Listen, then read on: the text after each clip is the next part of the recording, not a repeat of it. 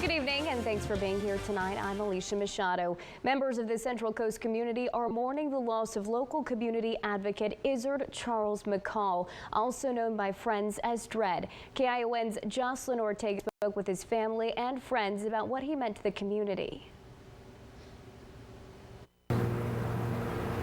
The family says he left a huge impact, not just in their lives, but also here on the very streets of Salinas. Family says they were devastated when they found out about Charles McCall's passing last week. This was a good man. This was honestly the first man in my life. He was my uncle. This man was consistent, and for him to be gone just like that, it hurts. Those who knew him describe him as a kind man with a big heart for the community, especially for the homeless. I was suicidal and he actually stopped and talked to me for like 2 hours. I think I might owe my life to him.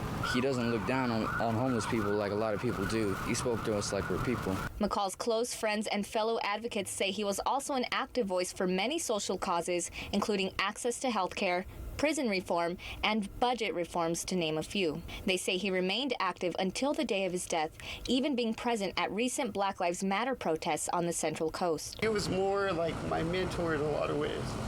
You know, I mean, it was fantastic. How am I going to do advocacy work that I do without him? McCall's great-nephew says his work inspired him to follow in his footsteps and become an active voice in the community himself. At my lifetime, I was a complete knucklehead, and he really took me under his wing and taught me what it meant to be part of a community, part of just society in a full. His prime objective was cultural relevancy for everybody. McCall was also a former veteran. Daniel says his family hopes to lay him to rest next to their great-grandmother in Seaside.